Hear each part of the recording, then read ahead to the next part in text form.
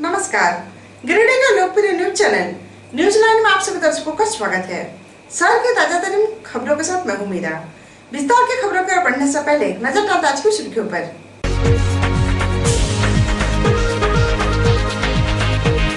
देवरी के बेरिया गांव में वज्रपात के चपेट में आने से एक महिला की हुई मौत। मंदिर से पूजा कर लौटने के क्रम में हुआ हादसा। कलकत्ता और रायपुर से मजदूर और छात्रों को लाने के लिए बस हुआ रवाना। झंडा मैदान से उपायुक्त ने हरी झंडी दिखाकर बस किया रवाना। मुख्यमंत्री ने वीडियो कॉन्फ्रेंसिंग के जरिए विधायकों के साथ किया बैठक। कोरोना संकट से निपटने की तैयारी का किया समीक्षा। और लॉकडाउन में राहत सामग्री बांटने का सिलसिला जारी। टप्पन टीएमटी और दवा विक्रेता संघ जरूरतमंदों के बीच बांटा राशन।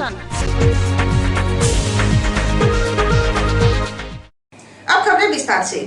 देवरी थाना क्षेत्र के बेरिया में वज्रपात के चपेट में आने से महिला की मौत हो गई। मंदिर से पूजा कर घर लौटने के क्रम में यह हादसा हुआ। देवरी थाना क्षेत्र के बेरिया गांव में वज्रपात की चपेट में आने से टुपलाल मंडल की पत्नी सरस्वती देवी की मौत हो गई। मृतिका सोमवार की सुबह पूजा अर्चना करने मंदिर गई थी। पूजा के उपरांत घर लौटने के क्रम में वज्रपात की चपेट में आने से यह हादसा हो गया।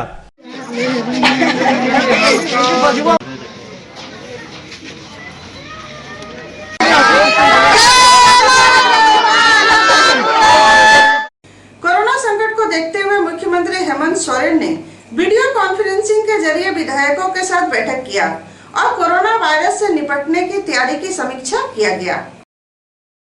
कोरोना संकट को देखते हुए मुख्यमंत्री हेमंत सोरेन ने सोमवार को वीडियो कॉन्फ्रेंसिंग के जरिए हजारीबाग प्रखंड के सभी विधायकों और सांसदों के साथ बैठक किया।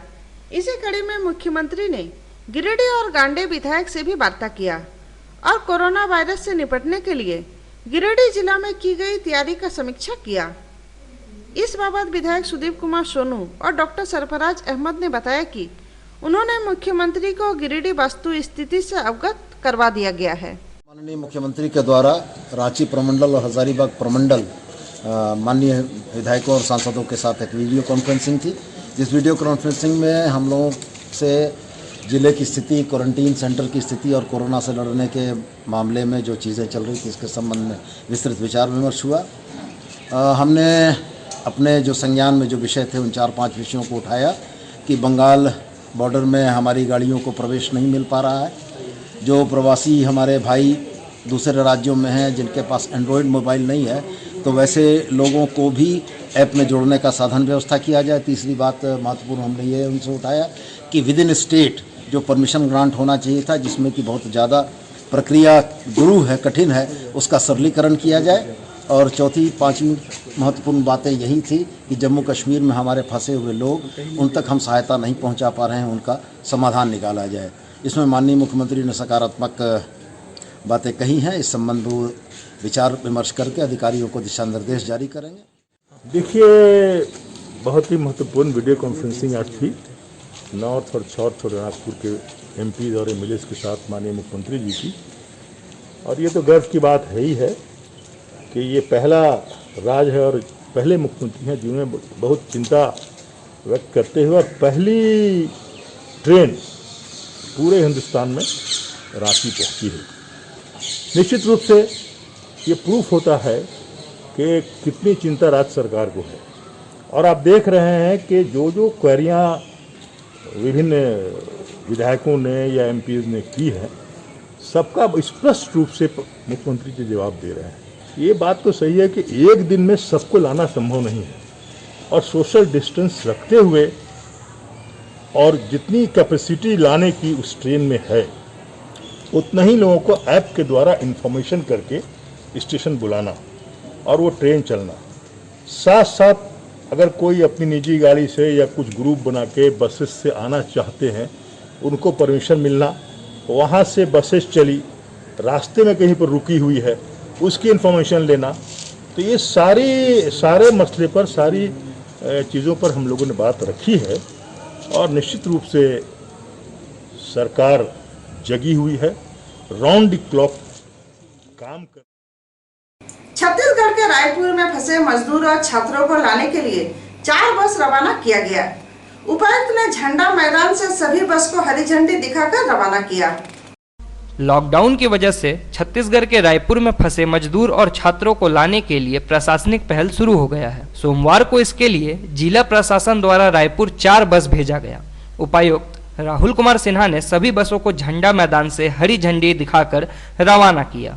के प्रवासी मजदूर जो अन्य राज्यों में फंसे हुए हैं उनको लाने की प्रक्रिया प्रारंभ कर दी गई है।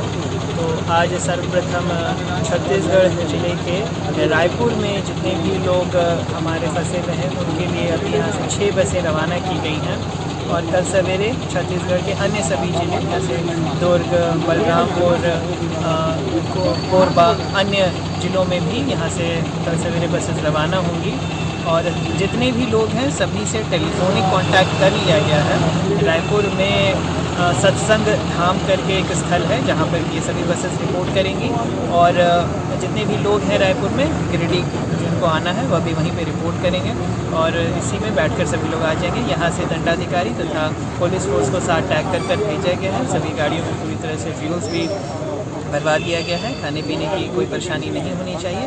आवश्यक मास्क, सैनिटाइजर्स भी सभी बसों में उपलब्ध करा दिए गए। लॉकडाउन में फंसे प्रवासी मजदूरों और छात्रों को वापस लाने के लिए चैम्बर ऑफ कॉमर्स ने पहल शुरू कर दी है।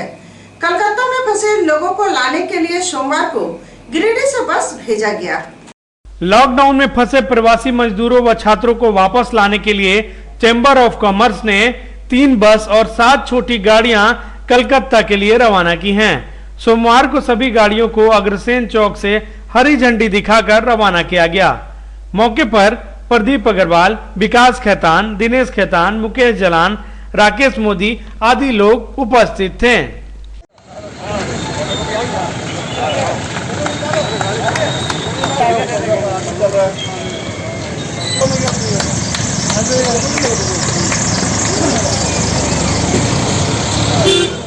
कोलकाता से लगभग 100 बच्चे और 25 पारिवारिक लोग, 125 लोगों को लाने के लिए 3 बसें और 7 छोटी गाड़ियाँ कलकत्ता के लिए यहाँ से भेजी गई है। जो हावड़ा और कलकत्ता के विभिन्न इलाकों से हमारे सारे गिरिडीह के बच्चों और गिरिडीह के नागरिक जो वहाँ फंसे हुए थे सबको लेके गिरिडीह वापस आएगी। कुछ और बच्चे और कुछ और परिवार वहाँ फंसे हुए हैं, उनको लाने के लिए गाड़ियाँ जो है कल सुबह रवाना होगी। हम लोग पूरा प्रयास कर रहे हैं, जो हम लोग के संज्ञान में आ रहे हैं हम लोग अपने राज्य के बच्चों को, अपने गिरिडीह के बच्चों को, गिरिडीह के परिवारों को बाहर से लाने की व्यवस्था कर रहे हैं। बहुत आभारी हैं झारखंड सरकार का जो कोटा से बच्चों को लाने के लिए ट्रेन की व्यवस्था की। लॉकडाउन को देखते हुए टॉपकॉन टीएमटी द्वारा गरीबों के बीच राहत सामग्री बांटा गया। राहत सामग्री मिलने से ग्रामीणों में खुशी का माहौल है। लॉकडाउन को देखते हुए टॉपकॉन टीएमटी द्वारा गरीबों और जरूरतमंदों के बीच राहत सामग्री बांटा जा रहा है। सोमवार को पीटाण क्षेत्र के सुदूरवर्ती गांवों में जाकर टॉपकॉन टीएमटी द्वारा ग्रामीणों के बीच राशन बांटा गया। इस मौके पर बताया गया कि टॉपकॉन टीएमटी गरीबों और जरूरतमंदों को चिन्हित कर राशन बांटने का काम कर रही है।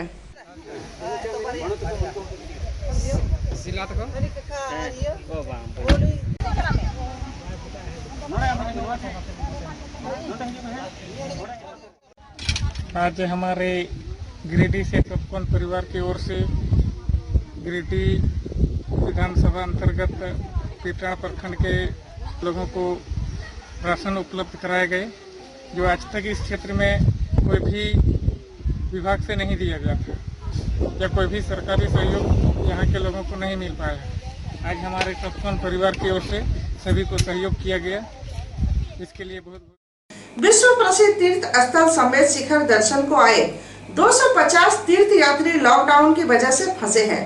अब सभी यात्री अपना घर जाना चाहते हैं। हालांकि 20 पंथी और तलेटी तीर्थक जैसी संस्था सभी यात्रियों की सेवा में जुटी है। विश्व प्रसिद्ध तीर्थ स्थल संवेद शिखर जी दर्शन के लिए लगभग 1.5 माह पूर्व पहुंचे 250 तीर्थ यात्री यहां फंसे हुए हैं। ये सभी यात्री कर्नाटक, महाराष्ट्र, त्रिपुरा समेत कई राज्यों के निवासी हैं। इन यात्रियों को अब अपने घरों की चिंता सता रही है। मधुबन में इन यात्रियों को रखने व खाने की व्यवस्था 20 पंथी व तलेटी तीर्थ संस्था कर रही है। मधुबन में जो यात्री फंसे हैं, अब उनको उनके घरों की चिंता सता रही है। वो उस चिंता से वो व्याकुल भी हो रहे हैं। किसी के भाई तो किसी के मां का निधन हो चुका है। महाराष्ट्र के बेलगाम से आए अन्ना साहेब दुगे ने बताया कि मधुबन दर्शन के लिए वे आए हुए थे। इस बीच लॉकडाउन होने में वो फंस गए। इस दौरान 29 मार्च को उनके भाई डॉक्टर श्रीकांत सताब दुगे का निधन हो गया। इस घटना से वे सबसे ज्यादा दुखी हैं और इससे भी ज्यादा दुखी इस बात से हैं कि अंतिम बार वो अपने भाई को नहीं देख पाए। वहीं तीर्थ यात्रा पर आए मलप्पा ने बताया कि उनकी मां विद्या का निधन गांव में हो गया और वो घर नहीं जा पाए। लेकिन अब जब सरकार ने ऐलान किया है कि जो यात्री या फिर छात्र या मजदूर अलग अलग जगह फंसे हैं, उन्हें अपने घर वापसी की इजाजत मिल चुकी है। इसके बाद से अब इन्हें भी उम्मीद जगी है कि ये अब अपने अपने घरों को जा सकेंगे। फिलहाल इन यात्रियों की सेवा कर रहे सुमन सिन्हा 20 पंथी संस्था के मैनेजर एस अन्नदाता कहते हैं कि यात्रियों को किसी प्रकार का कष्ट यहाँ होने नहीं दिया जा रहा है।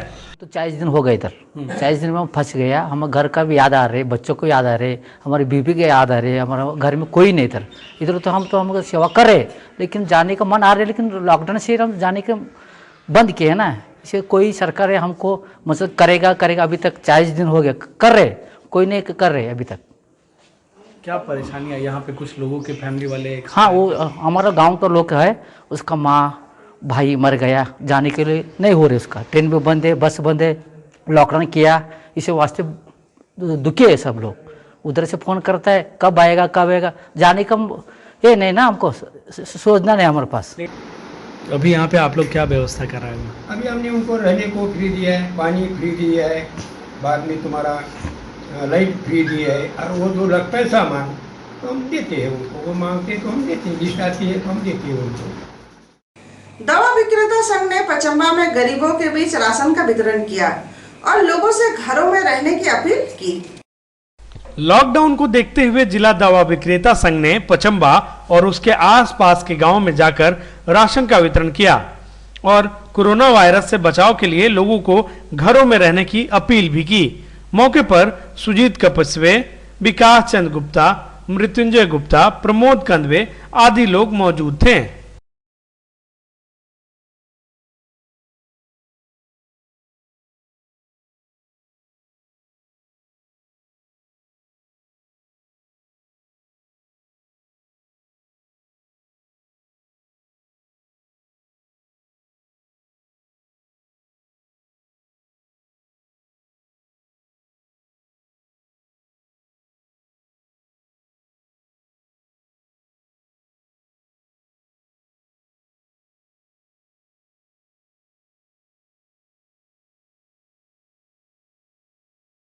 तीसरे प्रखंड के भंडारी गांव में आंगनबाड़ी केंद्र में पोषाहार वितरण नहीं होने से छात्र और गर्भवती महिला परेशान हैं।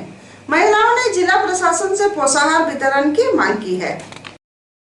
तीसरी प्रखंड के भंडारी गांव में आंगनबाड़ी केंद्र में 3 महीना से पोषाहार का वितरण नहीं हुआ है। लॉकडाउन में पोषाहार वितरण नहीं होने से छात्र और गर्भवती महिला परेशान है।